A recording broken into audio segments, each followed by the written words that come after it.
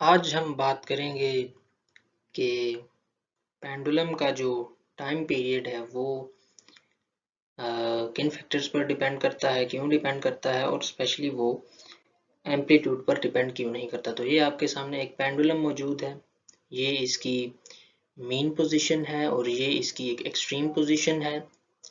Theta को मैं small consider करूंगा between the mean and the extreme positions. जो एम्पलीट्यूड है इस पेंडुलम का वो होगा इस मीन पोजीशन से इस एक्सट्रीम पोजीशन तक का ये जो कर्व्ड डिस्टेंस है, ये जो आर्क लेंथ है। लेकिन स्मॉल थीटा के लिए मैं इस आर्क लेंथ को इस स्ट्रेट डिस्टेंस डी के बराबर लिख सकता हूँ। लिहाजा चले मैं डी को ही एम्पलीट्यूड कंसिडर कर लेता हूँ पेंडुलम का। एच जो है इसकी हाइट है above the reference level eight the extreme position. अच्छा, अब इसे समझने से पहले आप ये देखिए कि अगर वेलोसिटी और डिस्टेंस आपस में प्रोपोर्शनल हो तो जो टाइम है वो कांस्टेंट हो जाता है। मिसाल के तौर पर फर्ज कीजिए अगर आप अपने स्कूल से घर वापस आ रहे हैं और आपके स्कूल से घर का जो फासला है वो 60 किलोमीटर है और आप बाइक पर 60 किलोमीटर पर आवर की स्पीड से वापस घर आ रहे हैं तो आप तकरीबन आप एग्जैक्टली 1 घंटे में आप घर वापस पहुंच जाएंगे। लेकिन अगर मैं ये कहूँ कि आप डिस्टेंस बढ़ा दें, फर्ज करें आप किसी नए स्कूल में शिफ्ट होते हैं जिसका डिस्टेंस आपके घर से 120 किलोमीटर है, और अगर मैं ये कहूँ कि आप डिस्टेंस तो बढ़ गया है लेकिन आप वेलोसिटी भी बढ़ा दें। वेलोसिटी पहले 60 किलोमीटर पर आवर थी, अब आप फर्ज करें 120 किलोमीटर पर आवर की स्पीड पर आप घर वापस आते हैं तो श्योरली आप दोबारा 1 घंटे में ही नए स्कूल से घर वापस आ जाएंगे। यानी कि अगर आप डिस्टेंस बढ़ाएं और वेलोसिटी भी बढ़ा दें तो टाइम पर कोई फर्क नहीं पड़ता है।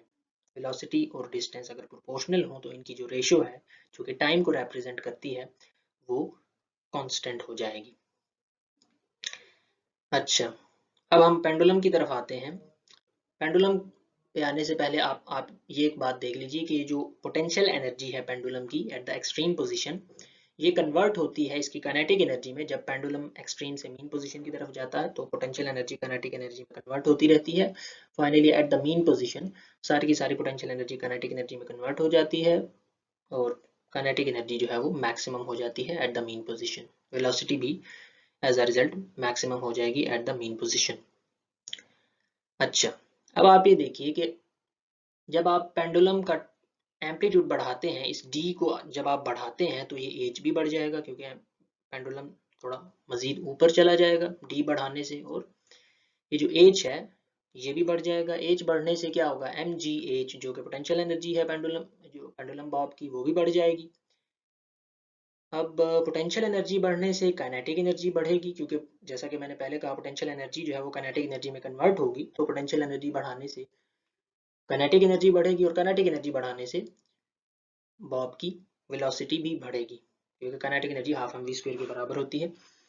तो हमने ये देखा कि ये जो डी डिस्टेंस है, ये जो एम्पलीट्यूड है, इसको बढ़ाने से वेलोसिटी भी बढ़ जाती है। सो हम एक्सपेक्ट कर सकते हैं कि जो इस डिस्टेंस डी और वेलोसिटी की जो रेशियो है जो कि टाइम को रिप्रेजेंट करती है between the mean and the extreme positions, वो कांस्टेंट होगी। एम्पलीट्यूड चेंज करने से, डी को चेंज करने से टाइम पर कोई फर्क नहीं पड़ेगा। लेकिन इसको, ये एक रफ आर्ग्यूमेंट है। अभी हमने ये देखना है कि आया कि वेलोसिटी और ये जो डी है, आया कि ये दोनों एग्जैक्टली प्रोपोर्शनल भी हैं एक दूसरे के या नहीं। अभी तो हमने सिर्फ ये देखा है कि डी को बढ़ाने से वेलोसिटी बढ़ती है, इसी तरह से डी को कम करने से वेलोसिटी कम भी होगी। तो अभी इसको थोड़ा मैथमेटिकली रिगोरस बना लेते हैं कि आया ये दोनों प्रोपोर्शनल भी हैं कि नहीं। तो ये मेरे सामने एक मैथमेटिकल एनालिसिस है, आप देख सकते हैं time period of the pendulum को मैं लिख सकता हूँ 4 times the time between the mean and the extreme position. Mean और एक्सट्रीम पोजीशंस के दरमियान जो टाइम है इसको अगर आप 4 से ज़रब दें तो पूरी ऑसिलेशन कंप्लीट हो जाती है, पूरा टाइम पीरियड आपके पास आ जाता है। तो मीन और एक्सट्रीम पोजीशंस के दरमियान जो टाइम है ये क्या होगा, इस टाइम को आप लिख सकते हैं distance between the mean and the extreme positions divided by the velocity. Mean और एक्सट्रीम पोजीशंस के दरमियान जो वेलोसिटी है वो चूंकि वेरिएबल है, वो वेरी कर रही है, सो यहाँ पर हम एवरेज वेलोसिटी यूज कर सकते हैं। तो आप ये देखिए d divided by the average velocity between the mean and the extreme positions. इसको हमने एवरेज वेलोसिटी को हम लिख सकते हैं 0 प्लस v डिवाइडेड बाय 2। 0 है एक्सट्रीम पोजीशन पर वेलोसिटी, वहां पर कोई काइनेटिक एनर्जी नहीं थी, वहां पर पोटेंशियल एनर्जी मैक्सिमम थी। मीन पोजीशन पर सारी की सारी पोटेंशियल एनर्जी काइनेटिक एनर्जी में कन्वर्ट हो जाती है। Kinetic energy maximum, velocity maximum, यहाँ पर वेलोसिटी v होगी मीन पोजीशन पर। इन दोनों को ऐड करके 2 से डिवाइड करें तो एवरेज वेलोसिटी आ जाएगी between the mean and the extreme positions. तो आप टाइम पीरियड को यूं लिख सकते हैं 8 times d divided by v। v जो है ये मीन पोजीशन पर मैक्सिमम वेलोसिटी है।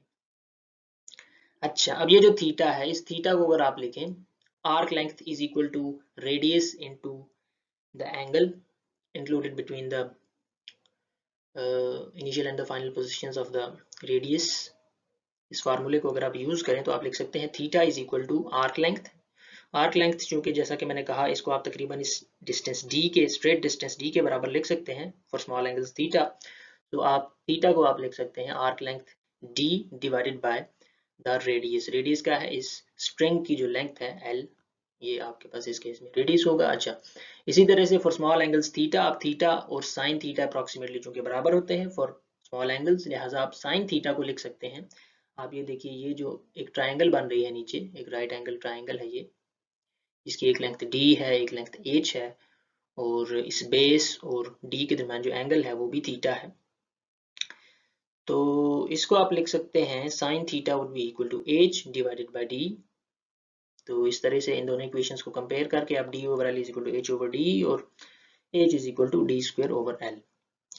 मजीद आप ये देख सकते हैं कि मीन पोजीशन पर जो काइनेटिक एनर्जी है वो एक्सट्रीम पोजीशन पर पोटेंशियल एनर्जी के बराबर होगी, क्योंकि ये दोनों एक दूसरे में कन्वर्ट होती हैं। So kinetic energy at the mean position is equal to potential energy at the extreme position. यहाँ से v स्क्वायर जो है वो आ जाएगा 2gh, और वहां पर आप ये ऊपर वाली h की वैल्यू पुट करके v स्क्वायर को यूं हासिल कर सकते हैं। दोनों तरफ स्क्वायर रूट लेकर आप देख सकते हैं कि v is proportional to d आ गया है। यानी कि वो जो बात हमने शुरू में की थी कि वेलोसिटी और जो डिस्टेंस है, ये जो d है, जो एम्पलीट्यूड है, ये दोनों प्रोपोर्शनल है। तो ये हमने मैथमेटिकली भी देख लिया है, ये प्रोपोर्शनल है, इसलिए इनकी जो रेशियो है जो कि टाइम पीरियड को रिप्रेजेंट करती है, मोर प्रिसाइजली उसका आप 8 टाइम्स कर लें तो वो टाइम पीरियड होगा। तो वो जो है वो कांस्टेंट है, वो एम्पलीट्यूड पर डिपेंड नहीं करेगा। d को आप चेंज करते रहें, उससे टाइम पीरियड पर कोई फर्क नहीं पड़ेगा। मजीद ये कि यही वैल्यू जो आप अभी आपने v की निकाली है, इसको अगर आप टाइम पीरियड के फार्मूले में यूज करें तो टाइम पीरियड का फार्मूला ये आ जाता है under root L over G, 4 under root two. 4 under root two तकरीबन 2 पाई के बराबर होता है। तो आप लिख सकते हैं time period is approximately given by 2 pi under root L over G. Approximately क्यों? क्योंकि हमने यहाँ पर एक अप्रोक्सीमेशन यूज की है। हमने कहा कि फॉर स्मॉल एंगल्स थीटा, हमने जो आर्क लेंथ थी उसको स्ट्रेट डिस्टेंस d के बराबर भी पुट किया, और इसी तरह से हमने मुख्तलिफ और भी इसमें अप्रोक्सीमेशंस यूज की हैं। हमने जो एवरेज वेलोसिटी का फार्मूला यूज किया था, वहां पर भी एक अप्रोक्सीमेशन हमने यूज की। एक्चुअल वेलोसिटी यूज करने के बजाय हमने एवरेज वेलोसिटी यूज कर ली। हालांकि अगर उसको एग्जैक्टली कैलकुलेट किया जाए यूजिंग द इंटेग्रल्स तो वो हमारे पास एक एग्जैक्ट आंसर आ सकता है। तो ये वजह है कि पेंडुलम का जो टाइम पीरियड है वो डिपेंड नहीं करता एम्पलीट्यूड के ऊपर, क्योंकि एम्पलीट्यूड बढ़ाने से, डिस्टेंस बढ़ाने से पोटेंशियल एनर्जी बढ़ती है चूंकि एच बढ़ रहा है, और उससे काइनेटिक एनर्जी बढ़ती है जिससे वेलोसिटी बढ़ती है। लिहाजा डिस्टेंस बढ़ाने से अगर वेलोसिटी बढ़ती है तो टाइम पर कोई फर्क नहीं पड़ेगा।